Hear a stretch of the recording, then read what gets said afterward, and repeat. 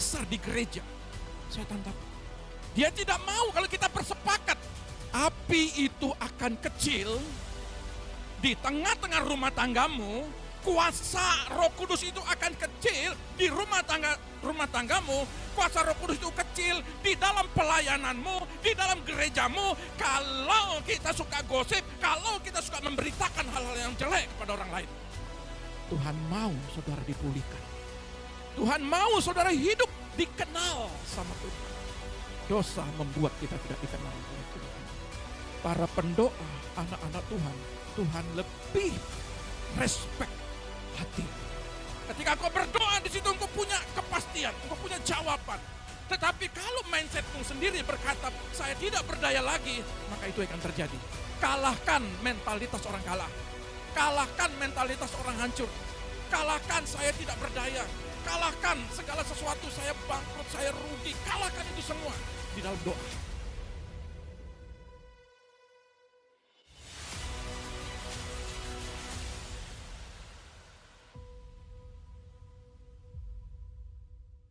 Kita akan mendengarkan firman Tuhan. Kita percaya firman-Nya akan memulihkan setiap kita. Firman-Nya yang berkuasa akan bekerja atas hidup kita. Tatkala kita menerima dengan hati yang sukacita dan ucapan syukur, dan kita membuka hati kita lebar-lebar bagi kebenaran firman-Nya, maka firman itu mempunyai kuasa yang dahsyat untuk mengerjakan perkara-perkara supranatural. Dia bekerja bersama-sama dengan Roh-Nya yang dahsyat dan kudus. Dia ajaib di setiap kehidupan kita. Itu sebabnya kita rindu kemuliaan Tuhan terjadi setiap waktu atas hidup kita, agar kemuliaan-Nya melingkupi hidup kita. Kemenangan senantiasa ada di pihak kita. Terima kasih Bapa, terima kasih Allah yang ajaib. Kami memuji kebesaran-Mu. Ya Tuhan, ku rindukan hadirat-Mu, memenuhi hatiku. Rohku sujud menyembah-Mu, ya Tuhan, ya Tuhan.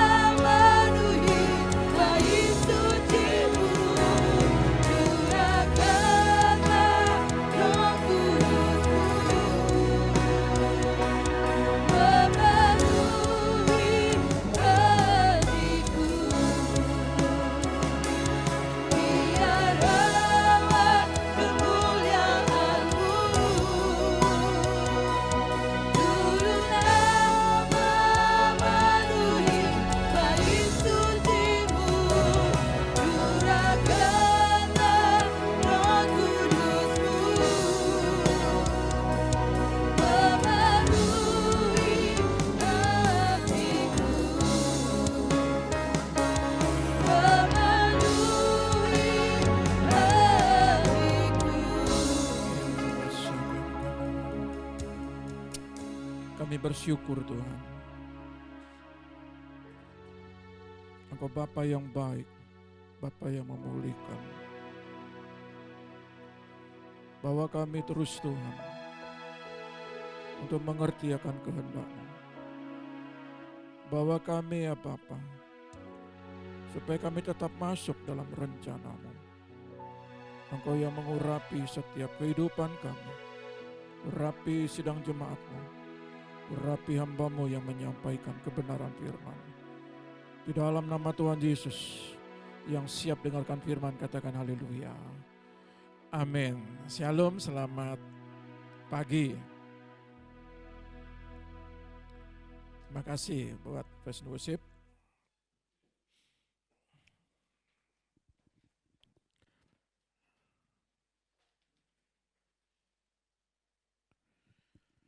Ya, pagi hari ini kita akan berbicara tentang Allah ingin menyalakan apinya sendiri.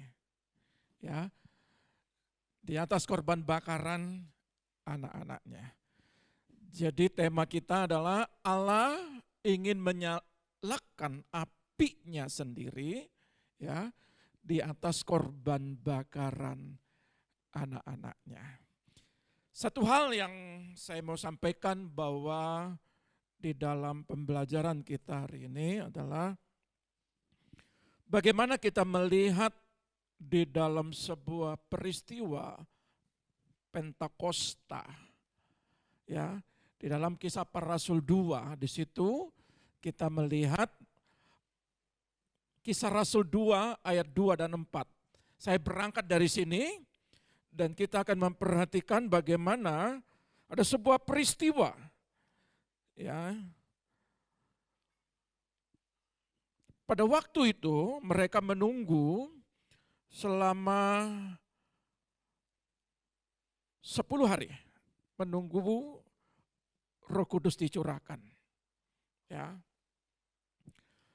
Kalau kita lihat murid-murid ketika masa Yesus mati dan dibangkitkan, mereka 40 hari kemudian Yesus menghampiri murid-muridnya. Dan pada waktu Yesus naik ke sorga, dia sampaikan bahwa tunggu. Dan ketika mereka menunggu penolong yang lain yaitu Roh Kudus. Ada sesuatu yang kita memahami di tempat ini, tolong dibukakan, dibacakan. Ya, di dalam Kisah 2. Kisah Para Rasul 2 ayat 2 sampai 4, demikian bunyi firman Tuhan. Tiba-tiba turunlah dari langit suatu bunyi seperti tiupan angin keras yang memenuhi seluruh rumah di mana mereka duduk, dan tampaklah kepada mereka lidah-lidah seperti nyala api yang bertebaran dan hingga pada mereka masing-masing. Maka penuhlah mereka dengan Roh Kudus, lalu mereka mulai berkata-kata dalam bahasa-bahasa lain seperti yang diberikan oleh Roh itu kepada mereka untuk mengatakannya. Ya. Saudara yang terkasih, kalau kita lihat di dalam peristiwa Pentakosta ini, ya, kalau kita perhatikan api apa yang mau dinyalakan oleh Tuhan? Berbicara apa tentang korban-korban bakaran? Ya, saudara lihat, kalau kita lihat peristiwa Kisah Rasul 2 ayat 24 ini, berarti yang pertama adalah di ayat kedua ada tiupan angin. Ya, tiupan angin. Nah, saudara dua, yang kedua adalah berbicara lidah-lidah api. Nanti ini mungkin selama 1 bulan, mungkin saya akan kupas ini, karena materi ini cukup banyak. Ya, tapi kalau nanti hari ini saya bisa membagikan sebagian, poin pertama dan poin kedua, ya, di dalam poin ketiga nanti kali lain saja, ayat keempatnya tentang bahasa-bahasa lain. Ya, nah di dalam poin pertama ini, ya, ayat kedua ini, saudara perhatikan dalam firman Allah yang hidup. Tiba-tiba terdengarlah bunyi seperti deru angin, topan di langit di atas mereka memenuhi rumah tempat mereka berkumpul. Firman Allah yang hidup. Ya, dalam poin ayat yang ketiga, dalam bahasa Indonesia sehari-hari, kita harus banyak kaya, kita harus kaya dengan terjemahan lain ya. Tidak terpaku oleh terjemahan baru saja. Lalu mereka melihat lidah-lidah seperti nyala api menjalar kemana-mana dan hinggap pada mereka masing-masing. Lihat ya. Api menjalar kemana-mana dan seisi ruangan itu. Mereka menunggu selama 10 hari untuk menunggu Roh Kudus turun, dan ketika turun, api itu menjalar menghinggapi mereka kemana-mana. Nah, karakter sifat lidah api KBBI itu jilatan. Karakteristiknya. Dan kalau kita lihat, doa itu bersimponio, mereka selalu berkelompok. Dari 500 orang, sisa 120. Berarti 380 sekian. Tidak kuat nunggu waktu Tuhan, tidak kuat nunggu kairos Tuhan. Ada banyak orang itu, anak-anak Tuhan itu kalau menunggu waktunya Tuhan, mereka nggak tahan. Mereka mau serba instan, mau serba cepat. Ya, siapa yang tidak mau kalau jawabannya serba cepat? Ya, tetapi saudara lihat, kekristenan 52 hari, ya, 53 hari ketika Yesus naik ke sorga, 40 hari Yesus masih mencari murid-muridnya, 10 hari Roh Kudus turun, bayangkan. Ya, saudara lihat. Nah, kata simponio ini mereka berkumpul sama-sama, artinya melebihi 2-3 orang. Firman berkata 2-3 orang berkumpul, berseru, maka di situ aku ada. Ya, berkumpul, bersimponio. Nah, saudara lihat, berkelompok. Apalagi di situ ada angin menjadi besar. Coba lihat. Api kalau ada angin semakin membesar, nggak bisa dibendung oleh apapun. Kegerakan Tuhan yang saudara sekarang sudah mulai di daerah-daerah, termasuk di kota ini. Kalau saudara mengandalkan Roh Kudus, semangat api saudara berkelompok, bersepakat, suami istri, anak-anak di sekitarmu bersepakat, tidak ada yang bisa membendung. Ya, makanya peristiwa banyak hal anak-anak Tuhan mulai dalam kegerakan kebangunan rohani, mulai kegerakan di dalam hal doa-doa, di mana kegerakan di seminar-seminar, mereka mulai bergerak. Saudara lihat, yang menjadi perhatian kita adalah kenapa gereja itu terpecah. Pembelajaran saya di dalam bahasa Ibrani, ada sebuah pemahaman sekitar 58.000 istilahnya pemahaman sinode atau aliran, 58.000 di seluruh dunia. Jadi ketika mereka membuat sebuah pemahaman, terkadang yang satu sama yang satu berbeda, yang ini sama itu berbeda. Ada banyak orang mempunyai argumen-argumen di dalam setiap pemahaman pengupasan Alkitab. Maka itu saya mau katakan, jadi tidak heran, ya, tidak heran ada banyak hal pemahaman-pemahaman. Nah, tetapi yang dimaksud di dalam ayat ini, kenapa gereja itu terpecah supaya apinya kecil? Kenapa? Saudara lihat, dalam Markus 3 ayat 24 dan 25. Markus pasal 3 ayat 24 sampai 25, demikian bunyi firman Tuhan. Kalau suatu kerajaan terpecah-pecah, kerajaan itu tidak dapat bertahan, dan jika suatu rumah tangga terpecah-pecah, rumah tangga itu tidak dapat bertahan. Setan punya tujuan. Kalau kita lihat di dalam ayat sebelum-sebelumnya, setan tidak akan ngusir setan. Kerajaan setan, dia tidak terpecah-pecah, dia satu. Kalau baca ayat sebelumnya loh. Kerajaan setan tidak terpecah-pecah, dia satu. Tapi gereja banyak terpecah-pecah.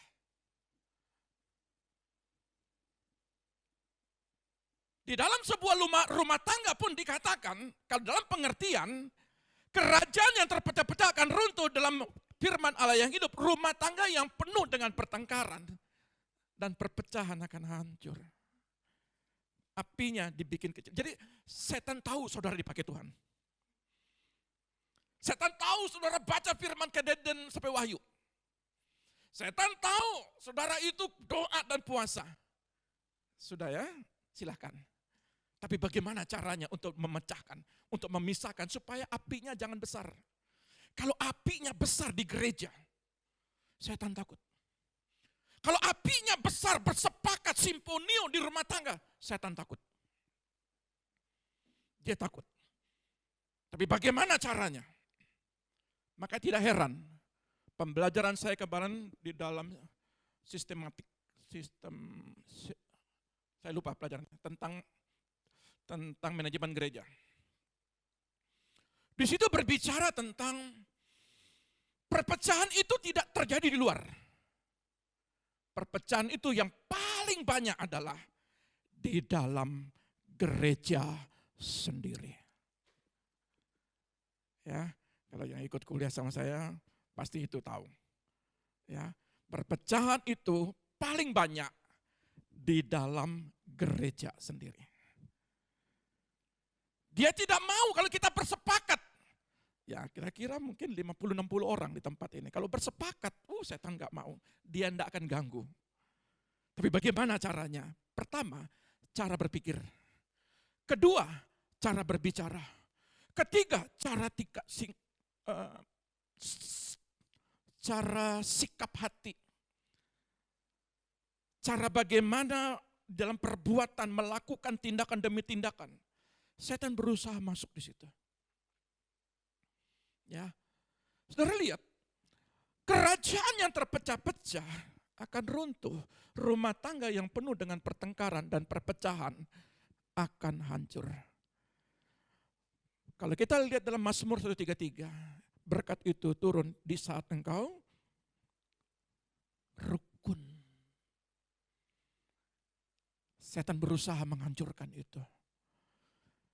Dari 500 yang nunggu, sisa 120 ini mereka bersepakat awalnya. Tetapi apa yang terjadi? Ada banyak juga pertengkaran dari antara para rasul. Ya, kalau kita lihat dalam pembelajaran ada 70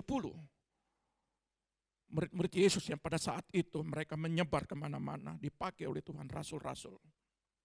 Tetapi saudara lihat, Elia itu tahu persis tentang doa. Elia tidak mau di dalam kehidupannya itu terpecah-pecah. Ingat sama bujangnya, dia bersepakat. Sekalipun hanya 2 orang, dia sama bujangnya.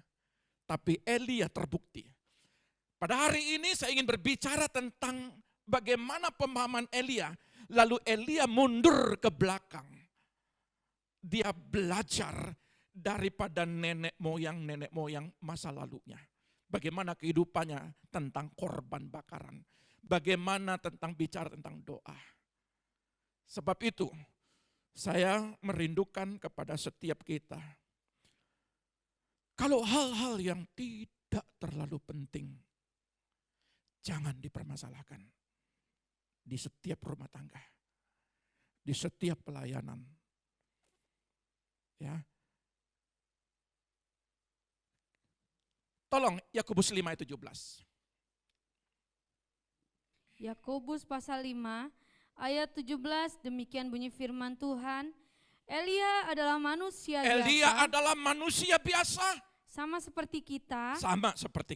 Dan ia telah bersungguh-sungguh berdoa. Dia sungguh-sungguh berdoa. Supaya hujan jangan turun. Ingat.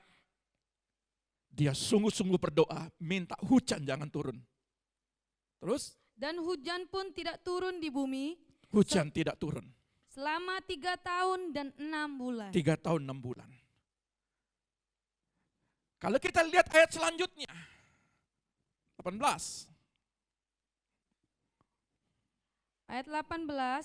Lalu ia berdoa pula. Ya. Dan langit menurunkan hujan. Dan bumi pun mengeluarkan buahnya. Saudara lihat. Korban bakaran. Doa menentukan masa depan keluarga.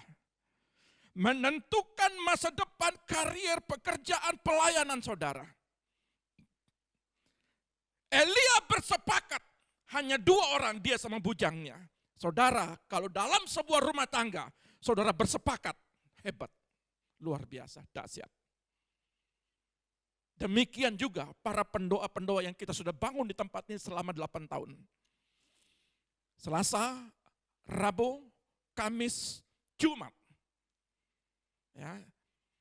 Dan saya Selasa, Rabu pagi saya doa di sini bersama keluarga, hanya keluarga aja.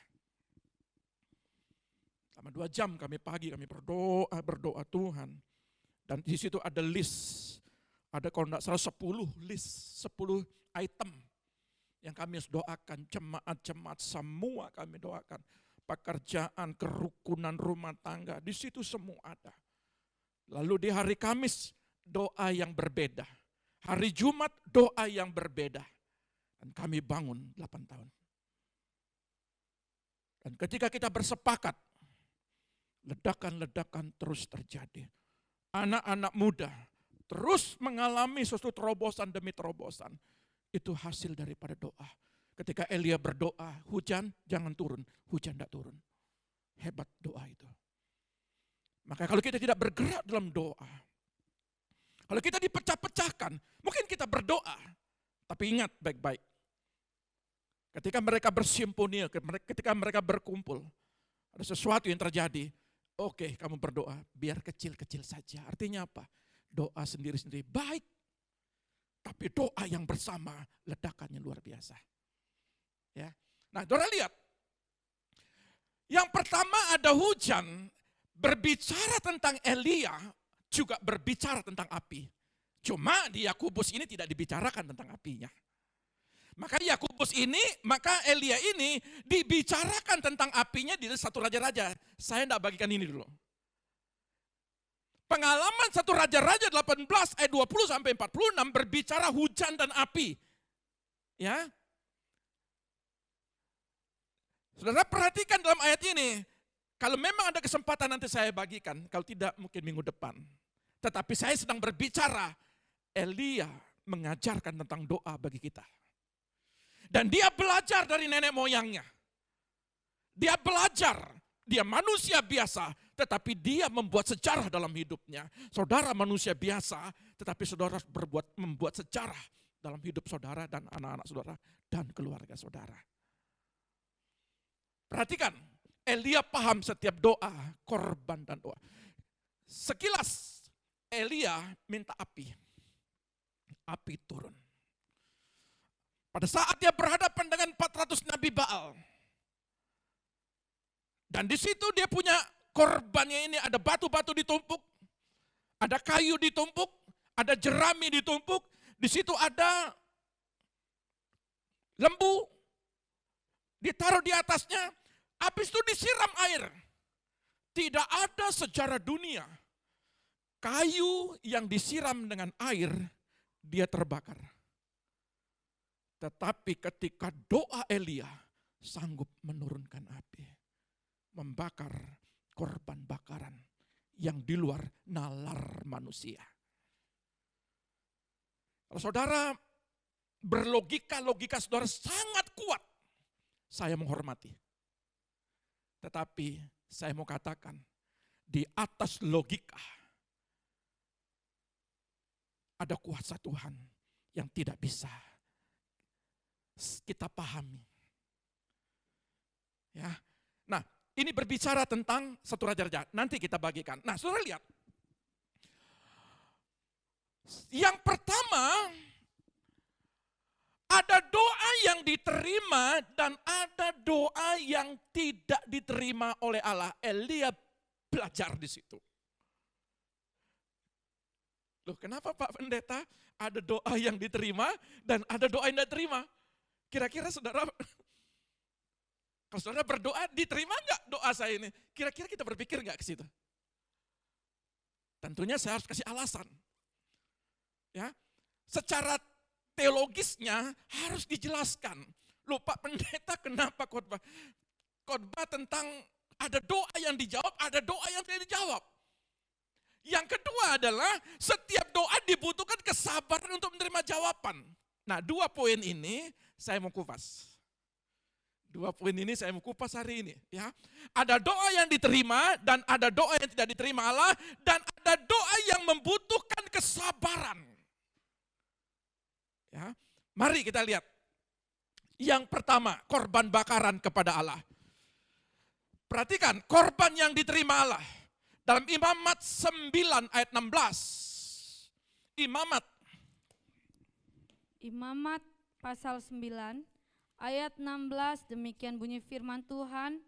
Kemudian dibawanyalah korban bakaran ke mezbah dan diolahnya sesuai dengan peraturan. Terus, 22.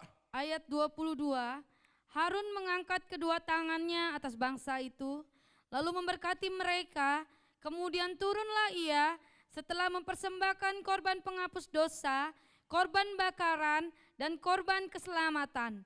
Masuklah Musa dan Harun ke dalam kemah pertemuan. Setelah keluar, mereka memberkati bangsa itu, lalu tampaklah kemuliaan Tuhan kepada segenap bangsa itu, dan keluarlah api dari hadapan Tuhan, lalu menghanguskan korban bakaran dan segala lemak di atas mezbah. Tatkala seluruh bangsa itu melihatnya, bersorak-soraklah mereka, lalu sujud menyembah. Saudara lihat, di sini Imamat berbicara, doa itu punya aturan. Yang disampaikan oleh Harun, bagaimana korban bakaran yang menyenangkan hati Tuhan. Ya, dan saya akan memilah dan memilih mana doa yang dijawab dan mana doa yang tidak dijawab. Kalau hari ini kita berbicara tentang Harun kalau saudara baca di ayat 10 ini, ya, di pasal ayat 9 ini, di pasal saudara akan mengerti bahwa itu ada aturan-aturan yang tidak boleh dilanggar, dan itu Harun harus pakai pakaian imam. Hidup di dalam kebenaran. Saya rindu keluarga yang hadir pagi hari ini buat sejarah dalam hidupmu. Buat sejarah dalam kariermu. Jangan kita berpikir bahwa Tuhan hanya, ini loh Tuhan hanya memberkati saya hanya untuk biaya sekolah saja. Terlalu kecil. Jangan kita pernah berpikir bahwa Tuhan itu tidak sanggup melakukan yang tidak mungkin menjadi mungkin. Tuhan itu sanggup melakukan segala apapun yang saudara mohon, yang saudara minta. Tetapi ada aturan mainnya. Boleh Pak, bolehkah saya berdoa tidak pakai baju, mungkin gitu ya. Kan ada yang begitu, bangun tidur, langsung gak pakai baju, langsung berdoa. Yang penting Tuhan mengerti. Saudara baca di Imamat ini, ada aturan. Ya, saudara menghadap presiden, saudara punya aturan. Saudara tidak mungkin pakaian seadanya. Tapi saudara ini menghadap raja di atas segala raja. Ada aturan main. Tapi saya tidak menjelaskan tentang aturan. Yang saya bicarakan adalah tentang apinya. Nanti kali lain saya bicara tentang itu. Saudara perhatikan. Yang kedua adalah korban yang tidak diterima oleh Allah. Saya lebih senang berbicara tentang poin B-nya. Karena kalau poin A, sebenarnya saudara bisa lakukan. Tetapi yang poin B yang paling banyak menonjol di tengah-tengah jemaat. Poin B, korban yang tidak diterima Allah itu ada di Imamat. Ingat ya, poin 1 ada dalam kurung ya. Nanti ada poin 2-nya. Di dalam Imamat 10 ayat 1 dan 2, coba kita lihat. Imamat pasal 10 ayat 1 sampai 2, demikian bunyi firman Tuhan. Kematian Nadab dan Abihu. Kemudian anak-anak Harun, Nadab dan Abihu, masing-masing mengambil perbaraannya, membubuh api ke dalamnya serta menaruh ukupan di atas api itu. Dengan demikian mereka mempersembahkan ke hadapan Tuhan api yang asing yang tidak diperintahkannya kepada mereka.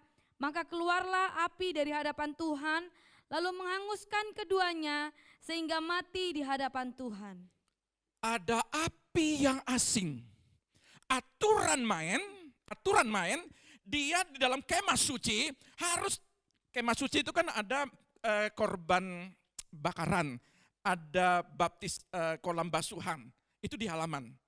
Nah, di dalam korban bakaran mereka itu bukan sekedar membawa korban bakaran, ya, membawa lembu, tetapi mereka bawa api untuk membakar sendiri. Lalu ayat ini berkata, mereka mati di depan. Belum masuk ruang kudus, Perhatikan, api yang asing itu namanya zor. Saya dalam pembelajaran, kalau kamu khotbah, jangan ndak ke bahasa asli. Karena kalau bahasa asli, kita bisa memahami. Supaya ndak salah di dalam pemberitaan.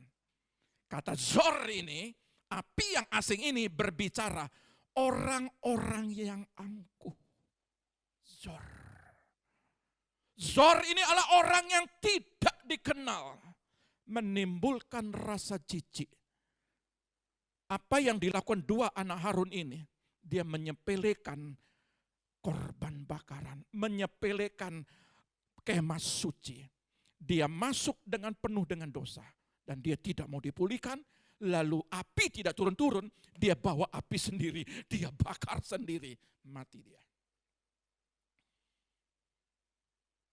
Para pendoa, anak-anak Tuhan, Tuhan lebih respect hatimu. Tuhan mau saudara dipulihkan. Tuhan mau saudara hidup, dikenal sama Tuhan. Dosa membuat kita tidak dikenal oleh Tuhan. Orang-orang yang angkuh menganggap sepele doa. Jadi bagus sekali bahasa Ibrani-nya zor. Ya, jadi kita paham. Nah, saudara lihat, apa sih sifat dan karakter zor ini? Karakter sifat daripada dua anak Harun ini. Pertama, datang kepada Tuhan, keterpaksaan. Saudara perhatikan, zaman COVID, oksigen mahal sampai berjuta-juta. Harus saudara bayar itu. Saya pernah masuk di situ. Jadi, wah, mesti diukur di sini. Berapa Pak? 90. Supaya naik 100 nilainya. Saya kan enggak ngerti 90, 100. Tiba-tiba di bawah 90, mereka bingung. Saya lihat, kenapa mereka bingung? Rupa-rupanya, kalau 80, 70, 60, 50, 40, 30, terus sampai ke bawah, tinggal tanda tangan surat warisan. Saudara lihat, itu oksigen, saudara sekarang gratis, enggak bayar. Pergunakanlah napasmu itu untuk memuji Tuhan. Pergunakanlah napasmu itu untuk meninggikan Dia. Jangan dengan keterpaksaan. Ayo doa, ayo baca firman. Yang repot lagi, ini mohon maaf.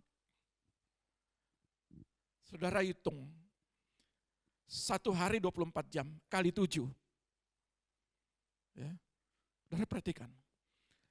Kalau hanya 1 jam saja, saudara memuji, meninggikan Tuhan. Di antara 1 minggu, 7 kali 24, Tuhan hanya minta 1-2 jam. Jangan didorong-dorong, ayo. Padahal 7 kali 24 jam, saudara tidak bayar oksigen. Begitu baiknya Tuhan. Jadi kata zor ini api yang lain, seolah-olah kita datang kepada Tuhan dengan terpaksa. Di sini tidak ada. Amin. Tidak ada yang ngaku. Ya, saudara perhatikan. kebiasaan buruk dosa yang dilakukan terus menerus. Nah ini juga. Bertobat ya, jangan lakukan lagi. Yang ketiga, menduakan Tuhan. Satu sisi korban bakaran, satu sisi dukun jalan terus. Ya. Di sini juga tidak ada menduakan Tuhan, kata zor ini. Jadi bagus sekali kalau kita memahami di dalam terjemahan aslinya. Ya. Makanya doa yang tidak bisa diterima oleh Allah adalah ketika engkau menduakan Tuhan. Di satu sisi engkau berdoa minta Tuhan, satu sisi gunung semua saudara apal. Ya, ada gunung ini, nanti beramai-ramai berbondong-bondong. Hayo kita ke gunung ini, di situ membawa rezeki. Gimana saudara bisa terima? Ya, zor. Yang ketiga, yang selanjutnya 4, menyepelekan kuasa doa dan firman. Doa orang benar besar kuasanya, kata Yakobus.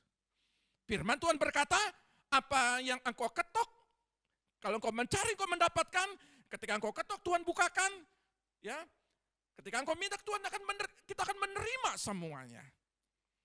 Tetapi kalau saudara menyepelekan, saya sudah berdoa, berpuasa, kok enggak terjawab-jawab. Saudara, sudah ada bibit, saudara menyepelekan. Dijawab, tidak dijawab. Yang penting saudara berdoa. Masalah jawaban itu urusan Tuhan. Yang penting tugas saudara tetap percaya. Haleluya. Puji Tuhan. Nah, di dalam Kejadian 4 ayat 3 dan 12, poin kedua. Ya, tadi ini poin pertama ya. Ini sekarang poin keduanya. Kejadian 4 ayat 3, 12. Ini penting sekali saya sampaikan. Kejadian 4 ayat 3. Kejadian pasal 4 ayat 3 sampai 12, demikian bunyi firman Tuhan. Setelah beberapa waktu lamanya, maka Kain mempersembahkan sebagian dari hasil tanah itu kepada Tuhan sebagai korban persembahan. Habel juga mempersembahkan korban persembahan. Saudara perhatikan, dua-dua berdoa. Kalau tadi masalahnya anak-anak Harun, dengan cara mereka berdoa, dengan cara mereka yang menyepelekan Tuhan. Tetapi yang sekarang poin kedua, sama-sama berdoa. Apa bedanya? Terus. Dari anak sulung kambing dombanya, yakni lemak-lemaknya, maka Tuhan mengindahkan Habel dan korban persembahannya itu, tetapi Kain dan korban persembahannya tidak diindahkannya.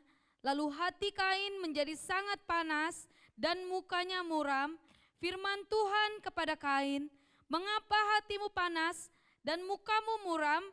Apakah mukamu tidak akan berseri jika engkau berbuat baik?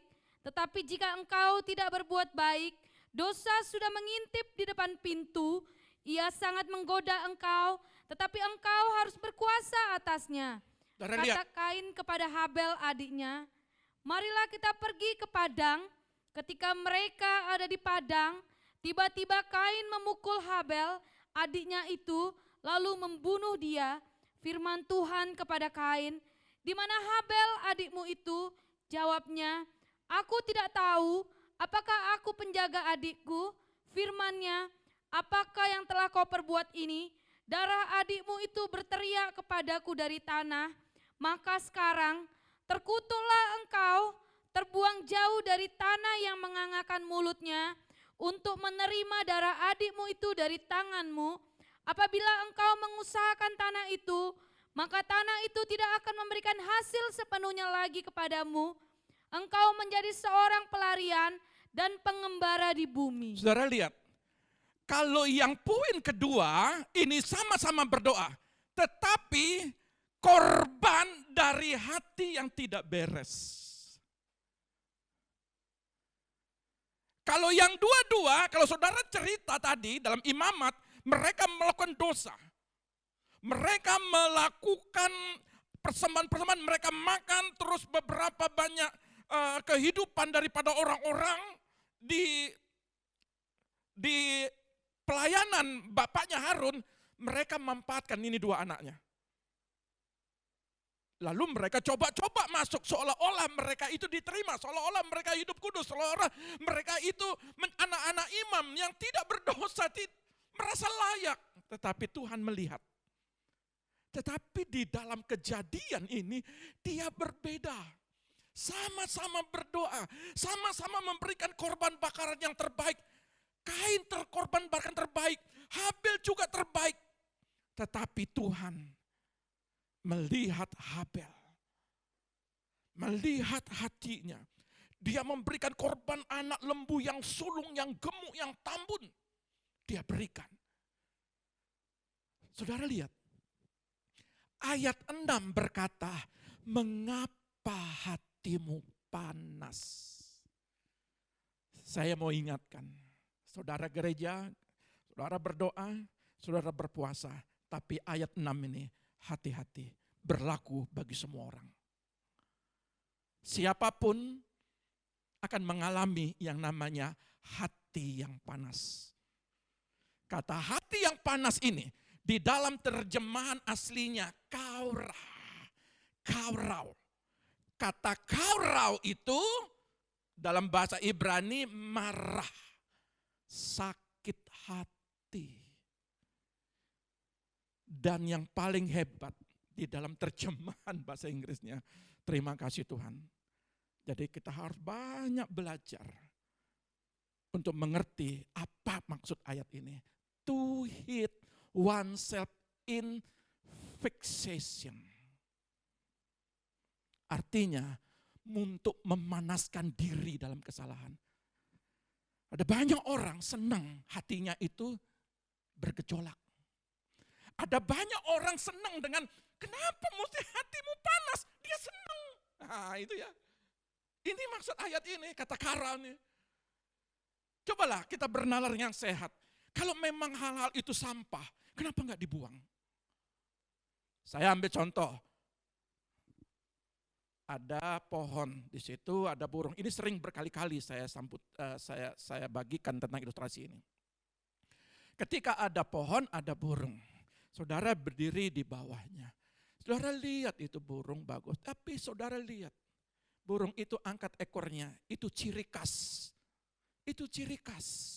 Kalau burung sudah angkat ekor, itu ciri khas.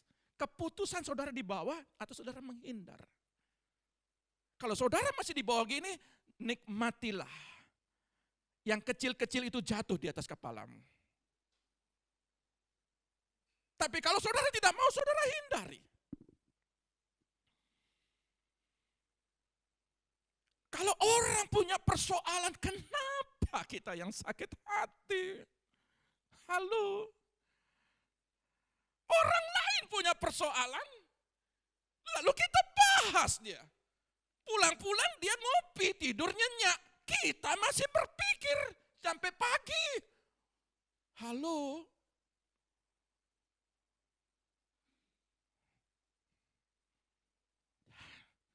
Keputusanmu. Katakan tidak untuk sakit hati. Amin.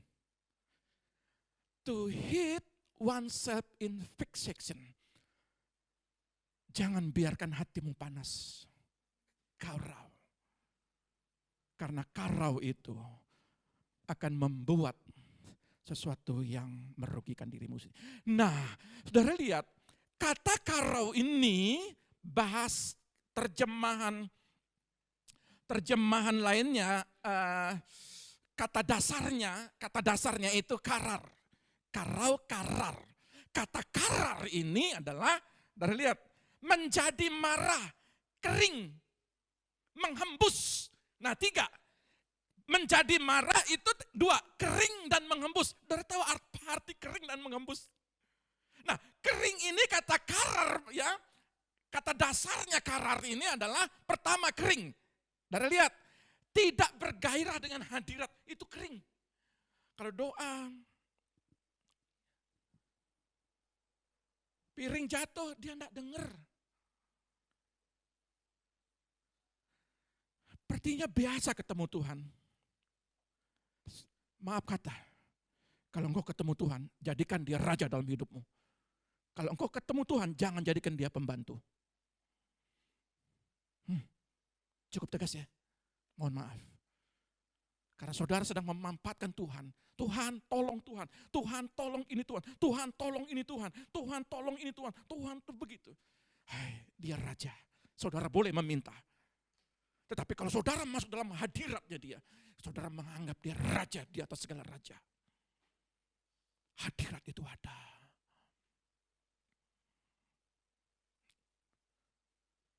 Ada yang tertuduh? Tidak ada ya? Haleluya. Ya. Kedua, doa itu menjadi habit. Kalau kering, coba lihat. Doa itu menjadi habit. Yang habit itu apa? Habit itu kebiasaan. Dari hari ke hari, rutinitas itu habit. Makan, habit. Mandi, habit. Sikat gigi, habit. Ada yang nggak sikat gigi? Ke gereja. Ada yang nggak makan, makannya cuma cukup ya 1 kali ya, kecuali kalau diet. Ya.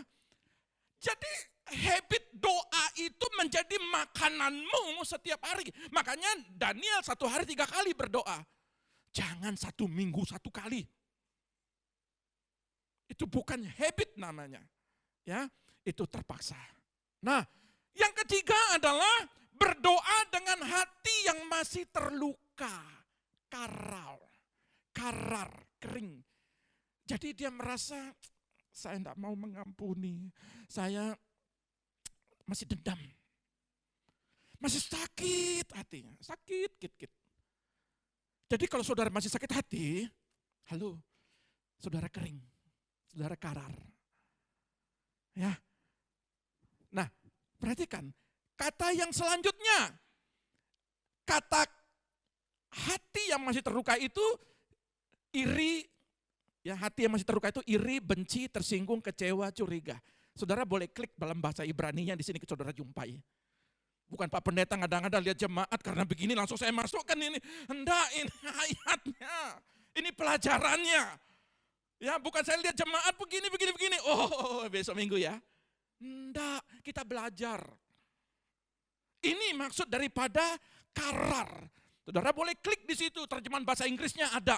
Di situ berbicara iri, benci, tersinggung. Gampang tersinggung. Terus kecewa, terus curiga, mudah curiga. Nanti orang duduk berdiri begini. Curiga, apa yang dibicarakan? Saudara lihat.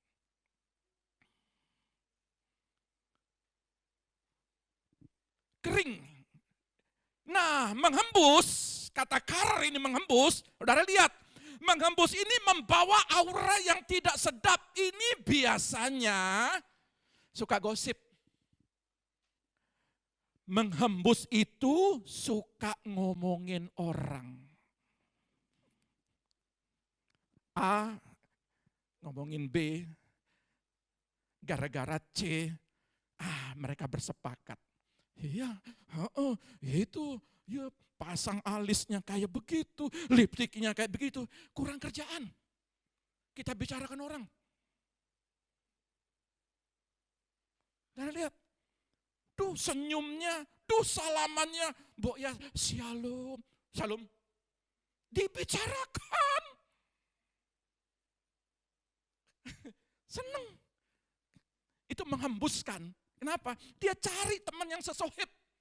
Sohib ya. Sejawatan, apalagi sepandangan, sepikiran. Ketemu. Tambah. Langsung pergi kemana? Ke Hotel Hilton. Umpamanya begitu ya. Harga mahal-mahal, enggak masalah. Yang penting bisa gosip di situ. Kan gitu ya. Saudara lihat, sudah bayar mahal, gosipin orang lagi. Jadi tidak baik menghembuskan ini. Suka gosip. Karar. Yang ketiga adalah memberitakan hal-hal yang jelek sekali. Tolong belajar. Jadi, api itu akan kecil di tengah-tengah rumah tanggamu, kuasa Roh Kudus itu akan kecil di rumah tanggamu, kuasa Roh Kudus itu kecil di dalam pelayananmu, di dalam gerejamu, kalau kita suka gosip, kalau kita suka memberitakan hal-hal yang jelek kepada orang lain. Betul?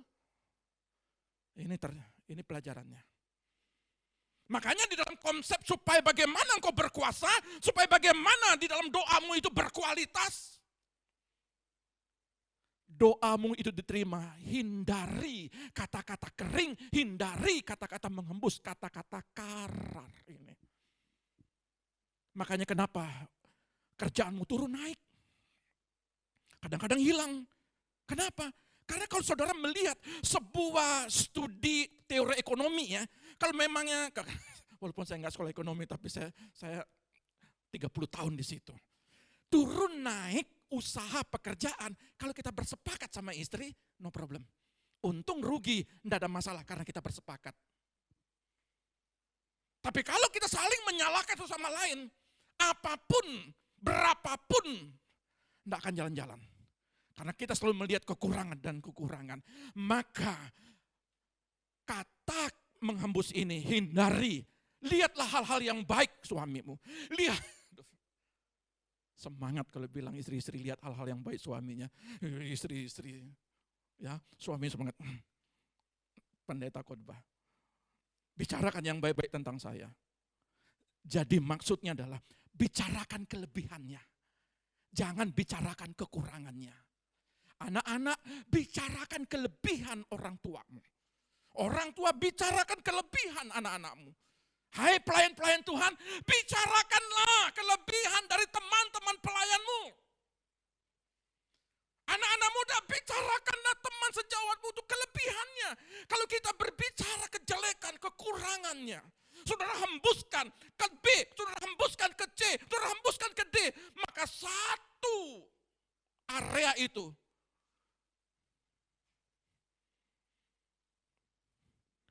hatinya jadi kacau, iri, dengki semua. Cobalah belajarlah dari situ. Apa kelebihan dari Pak Wayan? Apa kelebihan dari Pak Daniel? Apa kelebihan dari Ibu Ana Kepri? Bicarakan itu. Tapi kalau saudara ketemu di mana, bicarakan hal-hal yang jelek.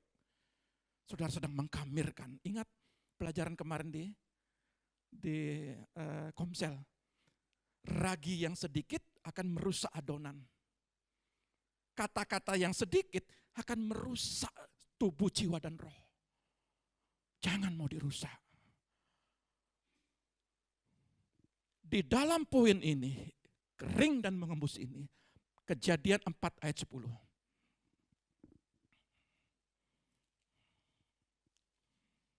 Kejadian pasal 4 ayat 10, demikian bunyi firman Tuhan. Firman-Nya, apakah yang telah kau perbuat ini? Darah adikmu itu berteriak kepadaku dari tanah. Saudara lihat, saya ambil contoh. Pribadi B ini nggak ada masalah. Pribadi A ini punya masalah sama C. Lalu karena saudara dekat sama B, saudara bicarakan, padahal B ini sudah merdeka, sudah dipulihkan. Lalu B itu jadi sakit hati sama C. Ya. A dan B sakit hati sama C. Sebenarnya B ini enggak ada masalah, baik-baik saja. Tapi karena engkau terus memberitakan, terus memberi, terus mengkamirkan, di dalam hati, jiwa, dan tubuhnya, rohnya. Lalu B ini sakit hati. Dia ikut hati-hati sama C ini. Lalu apa yang terjadi? Kecelakaanlah dia. Dalam sakit hati, dalam kecewa, dia belum mengadakan penyelesaian. Dia cerita sama suaminya, lalu suaminya meninggalkan Tuhan karena kok begini ya orang Kristen. Lalu dia meninggalkan Tuhan. Dia sudah tidak percaya lagi dengan Tuhan. Apa yang terjadi? Ketika B ini dipanggil Tuhan, satu keluarga. Maka firman Tuhan berkata, darahnya teriak kepadamu. Yang poin A itu. Karena kita sedang membuat supaya dia terluka, membuat dia seperti kering, membuat dia dihembuskan hal-hal yang jelek. Dia belum mengadakan penyelesaian. Lalu dia dipanggil. Maka ayat ini berkata, termasuk dalam bagian itu, darahnya akan teriak. Karena engkau menyusupi, membuat dia terluka. Seharusnya saudara harus merdekakan dia. Saudara harus pulihkan dia. Tetapi hal-hal jelek saudara tanamkan. Lalu dia tidak penyelesaian. Engkau tanggung sendiri akibatnya.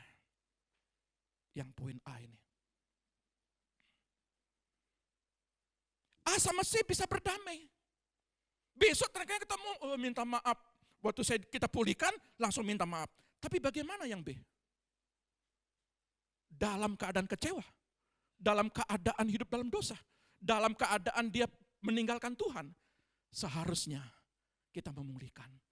Tapi ini dikatakan, darahnya teriak di tanah. Apa yang dilakukan Kain, darahnya teriak.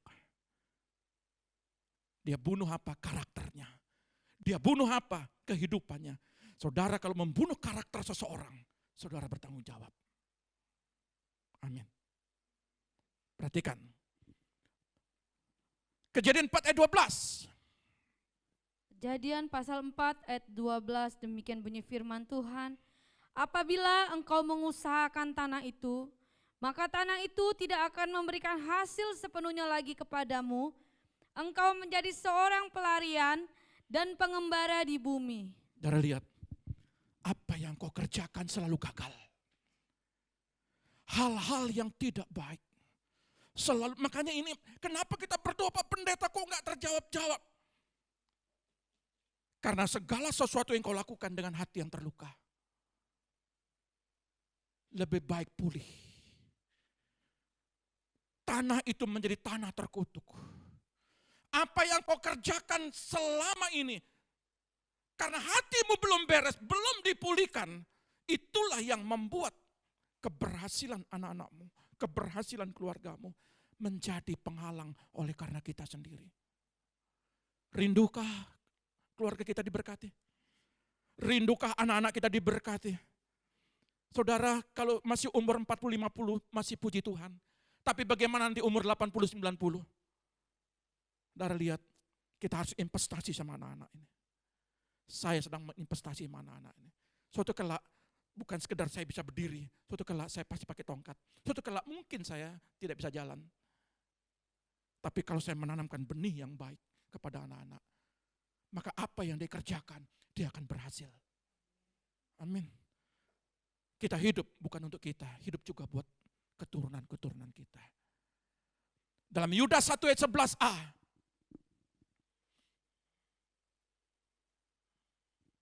Yudas pasal 1 ayat 11a, demikian bunyi firman Tuhan. Celakalah mereka karena mereka mengikuti jalan yang ditempuh Kain, dan karena mereka. Celakalah bagi yang berpola pikir Kain. Celakalah dia yang panas hati, yang muram, ya, muram, panas hati. Nah, saudara lihat, menanam benih yang menjadi kutuk buat kita. Ayat 6 ada satu tadi, pertama ayat 6 tentang panas hati. Yang kedua, kenapa mukamu muram? Nah, rupa-rupanya muka muram. Kalau kita lihat dalam terjemahan aslinya nafal, bahasa Ibrani nafal. Nafal itu menjatuhkan dirinya. Kenapa kita itu selalu menganggap diri kita jelek? Kenapa menganggap diri kita ini tidak berdaya? Kenapa kita menganggap kita ini dari miskin? Bertobat. Engkau gambar diri Allah. Apapun yang dibentuk pribadimu, Anda berharga di mata Tuhan. Gambar dirinya. Ingat dalam kitab Kejadian.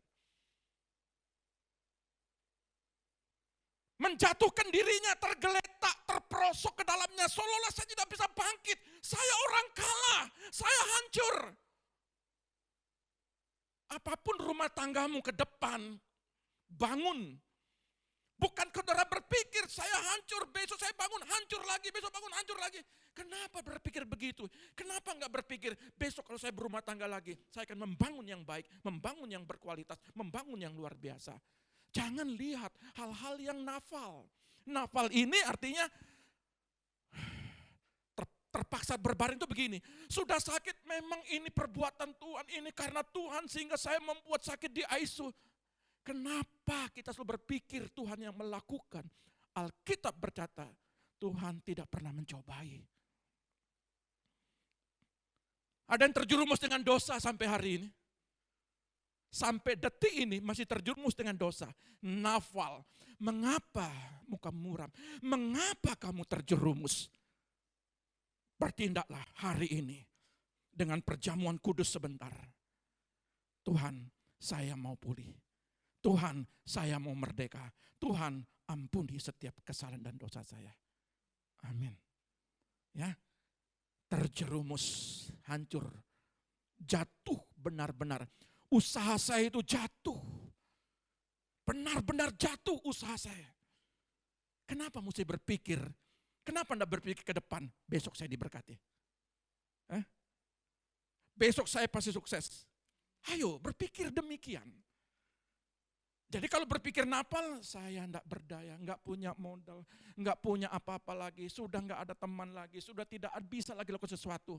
Berhenti berpikir begitu. Berpikirlah, berpikir yang besar. Amin. Nah, saudara lihat. Kalahkan di dalam doa. Kejadian 4 ayat 7. Mukamu tentu memancarkan sukacita apabila engkau melakukan apa yang benar, yang seharusnya kau lakukan. Tetapi apabila engkau tidak mau taat dan melakukan yang salah, maka berhati-hatilah karena sesungguhnya dosa sedang mengincar untuk menyerang dan membinasakan engkau. Tetapi engkau harus mengalahkannya. Kalahkan mentalitas orang kalah. Kalahkan mentalitas orang hancur. Kalahkan saya tidak berdaya. Kalahkan segala sesuatu, saya bangkrut, saya rugi. Kalahkan itu semua di dalam doa. Ketika engkau berdoa di situ engkau punya kepastian, engkau punya jawaban. Tetapi kalau mindsetmu sendiri berkata bahwa nafal, saya tidak berdaya lagi, maka itu akan terjadi. Kalau orang beriman, harus iman yang positif, jangan iman yang negatif. Ini minggu depan. Ya, saya sedangkan berbicara tentang, nanti saya akan berbicara tentang kejadian. Ini bagus sekali ya. Sekilas saya cerita tentang kejadian, tentang Abraham. Ini berbicara tentang Abraham. Abraham ketika memberikan korban bakarannya yang makan adalah burung-burung. Sepanjang pagi sampai malam dia ngusir-ngusir. Saking capeknya, dia tertidur lelap.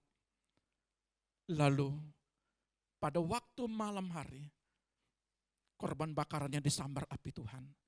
Terkadang saudara, ketika kita berdoa, kita letih. Tidak dapat jawaban-jawaban. Tapi Tuhan mau terus bersemangat.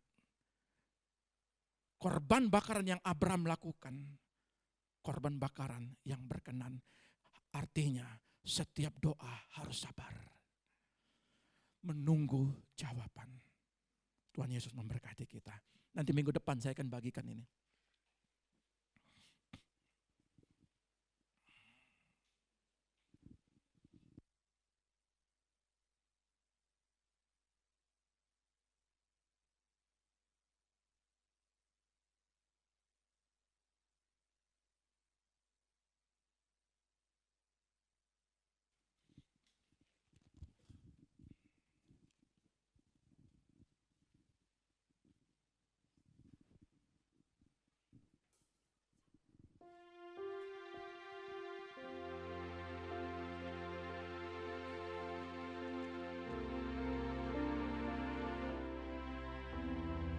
Kasih yang tak indah, hati yang mulia,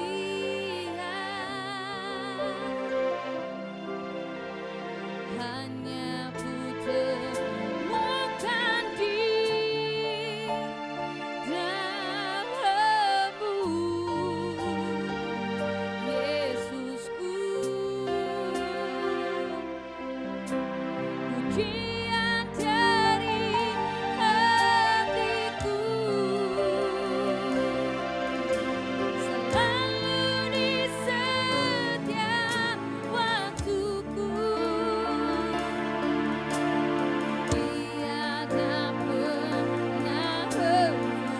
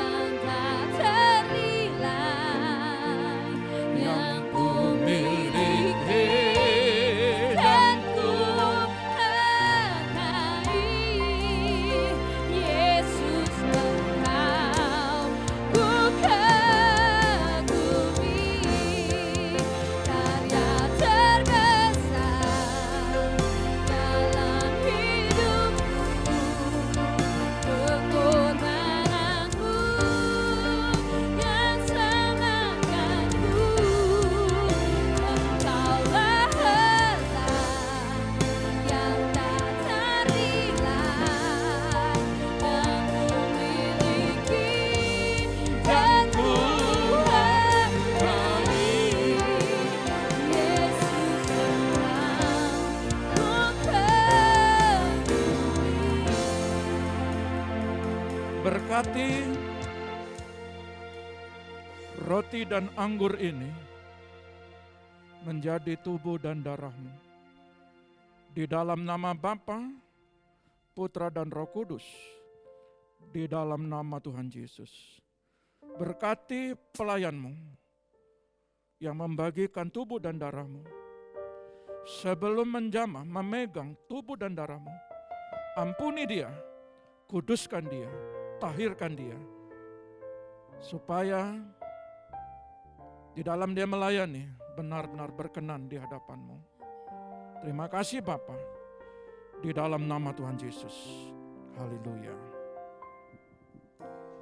Kasih yang terindah,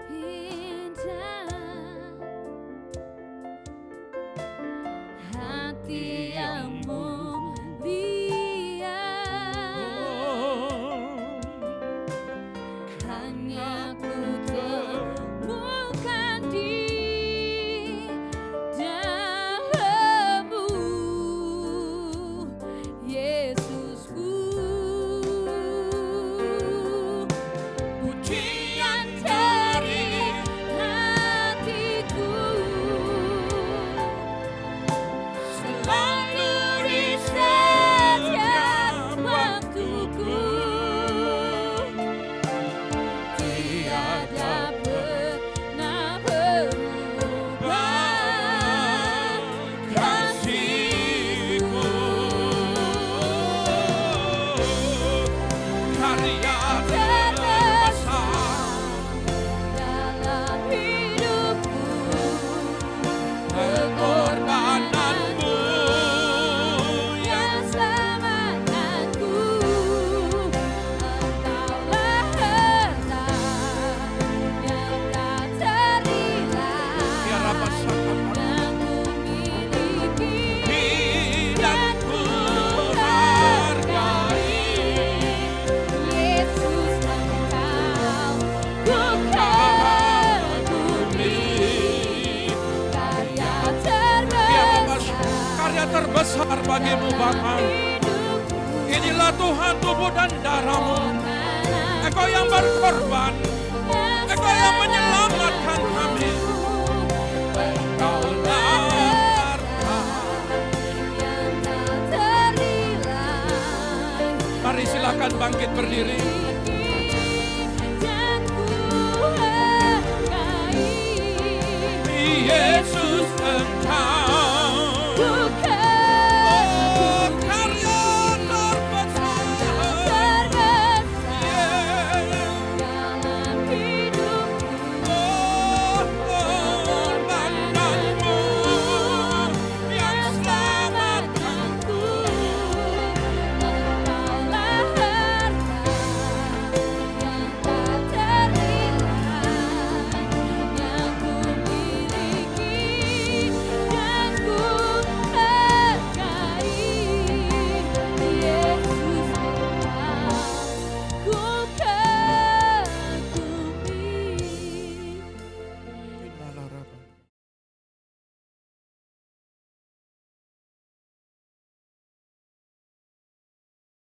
Kiaraba sakata. Kinalaraba sakata karaba. Kialaraba sakata kara.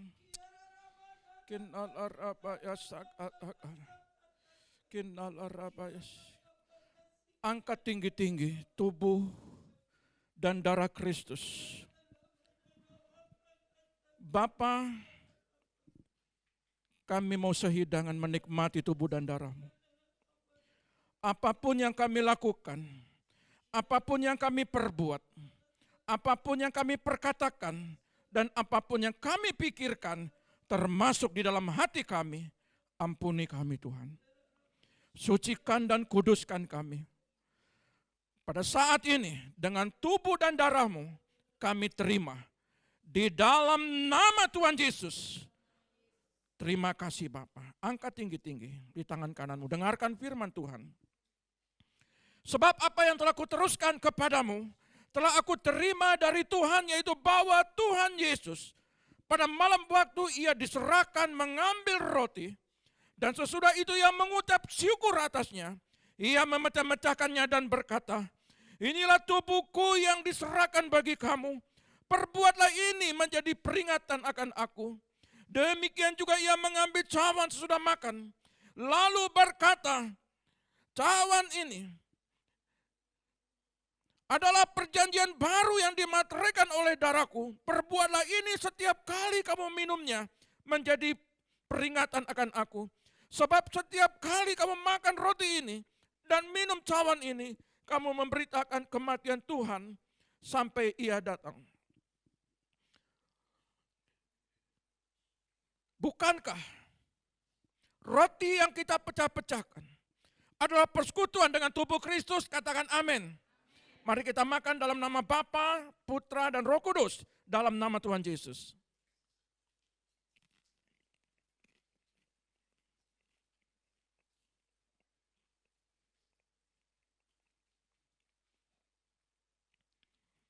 Angkat tinggi-tinggi darah Kristus. Siapapun yang sakit hari ini Tuhan sembuhkan. Apapun kesalahanmu, Tuhan sudah pulihkan.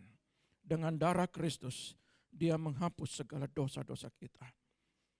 Bukankah cawan pengucapan syukur, yang artinya kita ucapkan syukur, adalah persekutuan dengan darah Kristus? Mari kita minum dalam nama Bapa, Putra, dan Roh Kudus dalam nama Tuhan Yesus. Silakan duduk.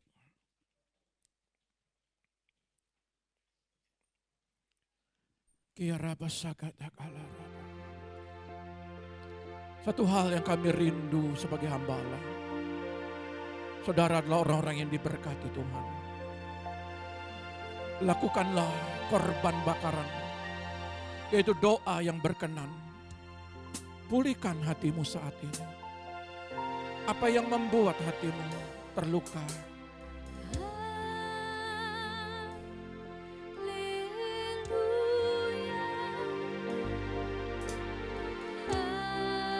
Naikkan ucapan syukur ini.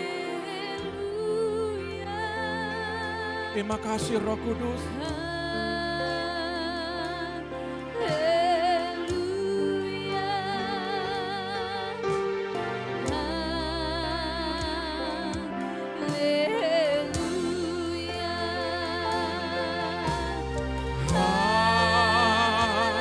Haleluya.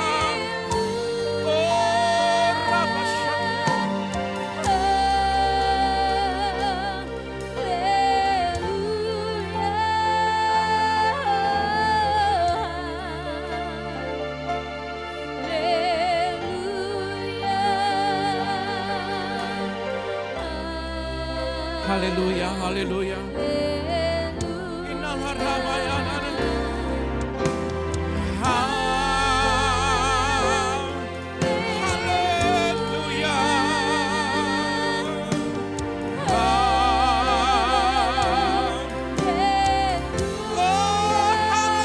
Haleluya.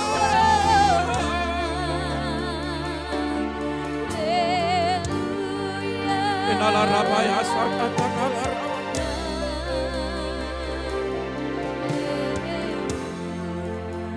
Terima kasih Roh Kudus. Terima kasih Roh Kudus. Terima kasih.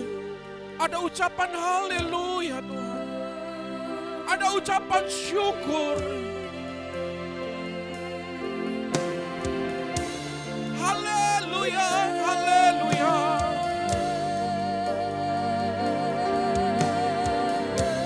Haleluya.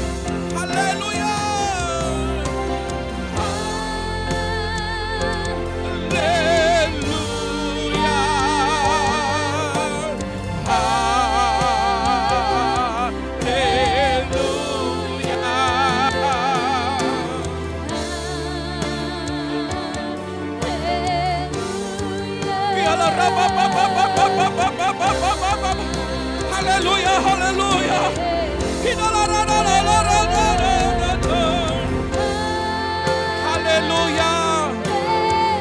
Biarlah segala bumi mengagungkan Engkau. Haleluya.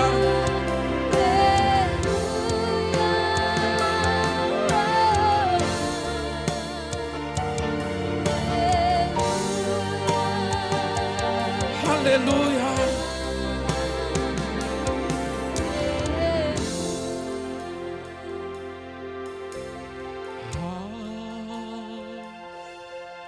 Haleluya.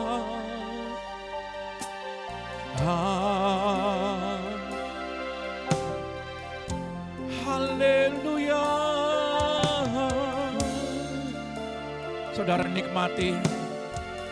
Nikmati. Kalau saudara bisa memuji haleluya, itu artinya saudara mengucap syukur segala perbuatan baiknya.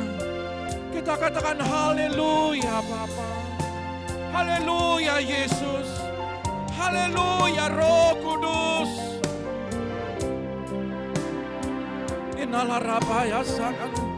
Inala rabaya sakat akalarabay. Kiala rabaya sakat akalaranu. Kiala rabaya sakat akalaranu. Haleluya.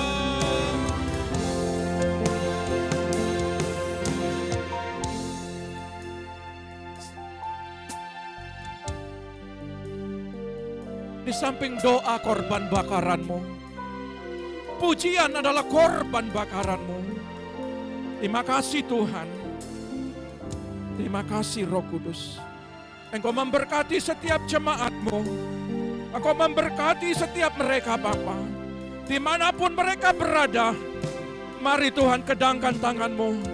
Yang di tempat ini pun juga Engkau memberkati. Di dalam usaha pekerjaannya Engkau berkati. Di dalam karirnya Engkau berkati. Di dalam dunia pendidikannya Engkau berkati.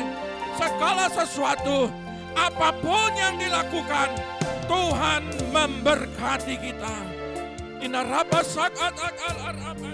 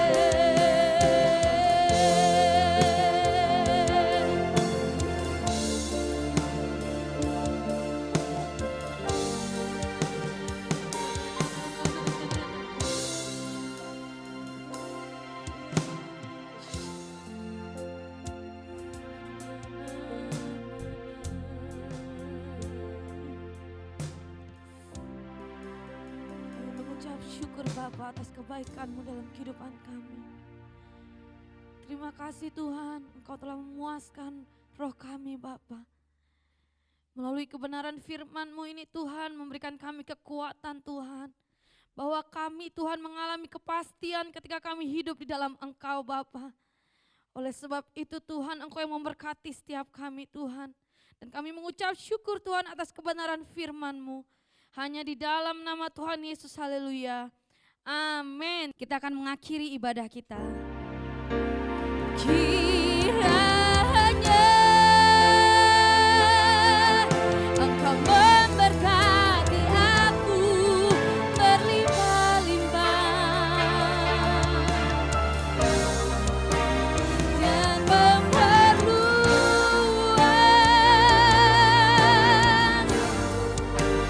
daerahku.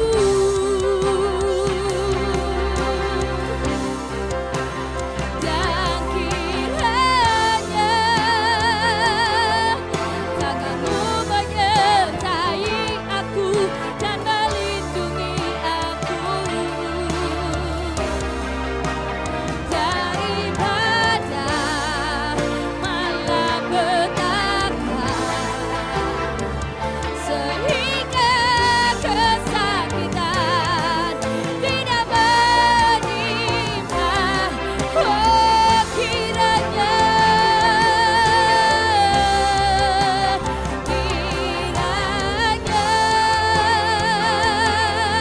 Engkau memberkati aku berlimpah-limpah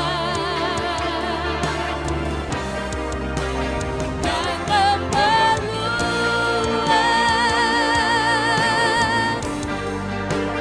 daerahku.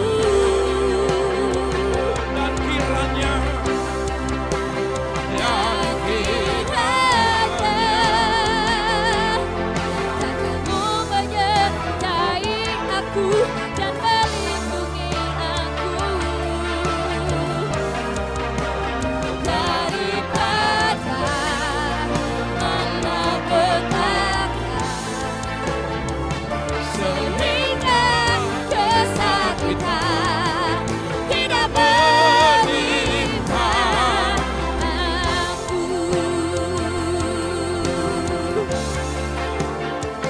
Sehingga kesakitan tidak menimpa aku. Terima kasih Bapa Sorgawi. Akhir daripada ibadah ini semua campur tangan-Mu. Diberkatilah kami semua, diberkatilah ketika kami datang, dan diberkatilah ketika kami pulang. Hantarkan sidang jemaat-Mu pulang ke rumah mereka masing-masing dengan selamat. Sampai hari esok, sampai hari Minggu, sampai bulan ke depan, sampai tahun ke depan, mereka hidup di dalam berkat-berkat Tuhan. Angkatlah kedua tanganmu, terimalah berkat Bapa Sorgawi.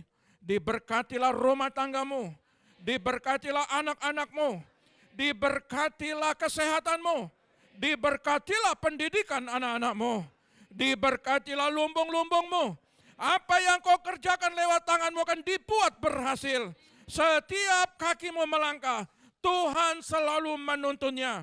Sehingga penuhlah sukacitamu, diberkati engkau di bumi, diberkati engkau di sorga. Dalam nama Bapa, Putra dan Roh Kudus, dalam nama Tuhan Yesus yang diberkati Tuhan, katakan haleluya. Amin. Tuhan Yesus memberkati.